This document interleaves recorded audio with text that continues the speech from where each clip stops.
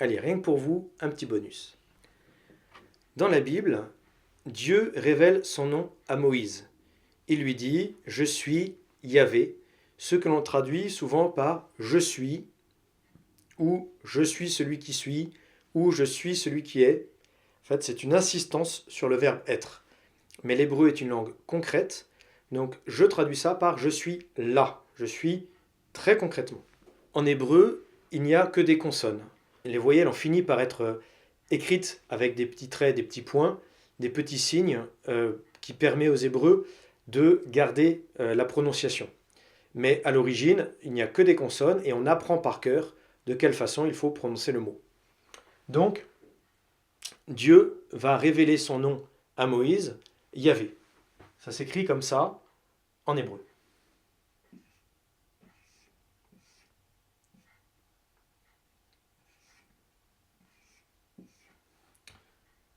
En hébreu, on écrit de droite à gauche, c'est-à-dire YHWH, ce qui a donné Yahvé, dans ce sens-là. Si nous regardons la façon dont les lettres hébreues sont dessinées, nous voyons qu'il y a la première lettre qui est au ciel, qui ne touche pas la terre, que la deuxième lettre remplit tout l'espace d'écriture, que la troisième lettre est comme la première lettre, mais cette fois-ci touche le sol, que la quatrième lettre remplit tout l'espace. Et puis, si nous écrivons le nom de Dieu successivement, on recommence, on se rend compte que cette lettre-là, qui remplit tout l'espace, elle est à chaque fois le trait d'union entre celle qui est au ciel et celle qui touche la terre, celle qui touche la terre et celle qui est au ciel. Je crois que vous avez compris où je veux en venir. Ici, ça désigne le Père qui est au ciel. Le Fils, c'est la même chose que le Père, mais qui s'est fait homme. L'Esprit, c'est celui qui, à la création, on a dit, couvrait toute la surface des eaux. Il remplissait l'espace. Et l'Esprit de Dieu planait au-dessus des eaux, est-il dit à la création. Donc nous avons la révélation de la Trinité dans le nom même de Dieu. Il y a, si l'on veut bien le voir, le Père, le souffle, Roua, le Fils, le souffle, le Père, etc. Le souffle, le Saint-Esprit, est toujours le trait d'union entre le Père et le Fils, et entre le Fils et le Père. C'est bien un mouvement d'aller-retour. Il y a donc, dans le nom de Dieu, Yahvé, le signe de la Trinité. Mais ça ne s'arrête pas là. Il est dit dans les prophéties que le Messie serait l'Emmanuel, c'est-à-dire Dieu parmi nous, Dieu qui se fait homme.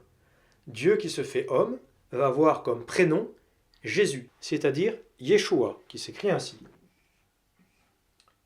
Yeshua.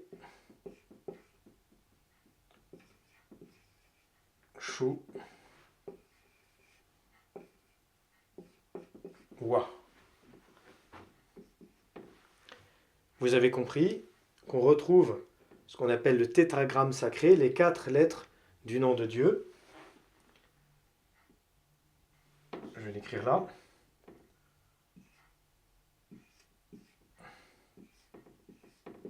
Avec une lettre en plus au milieu, qui est le Shin. Dieu s'est fait homme. Shin symbolise la chair. Jésus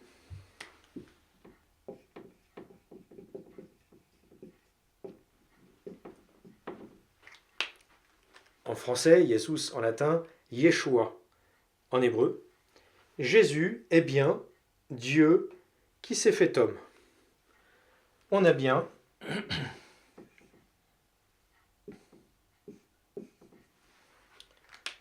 le nom de Dieu plus l'incarnation, le fait de prendre chair, d'avoir un corps. Yeshua, c'est Yahvé avec un corps. Yahvé, c'est déjà la présence de Dieu. Je suis là. Je suis là concrètement. Je suis là parmi vous. L'Emmanuel, Dieu parmi nous. Et si Yahvé signifie je suis là, eh bien Yeshua signifie il sauve. Il désignant Dieu. Donc souvent, on vous dit que Yeshua, Jésus, ça signifie Dieu sauve. En hébreu, le nom signifie la personne et signifie la mission de la personne. Yeshua s'appelle Yeshua parce qu'il est Dieu qui sauve et sa fonction est d'être le sauveur. Yahvé est celui qui est parce qu'il est là et sa fonction c'est d'accompagner. Quand Dieu révèle ce nom, c'est à Moïse pour lui dire « Va auprès de Pharaon, demande-lui la libération de mon peuple, n'aie crainte, je t'accompagne, je suis avec toi, je suis là. Ma fonction est de t'accompagner. Ma fonction est de te sauver en me faisant homme. CQFD.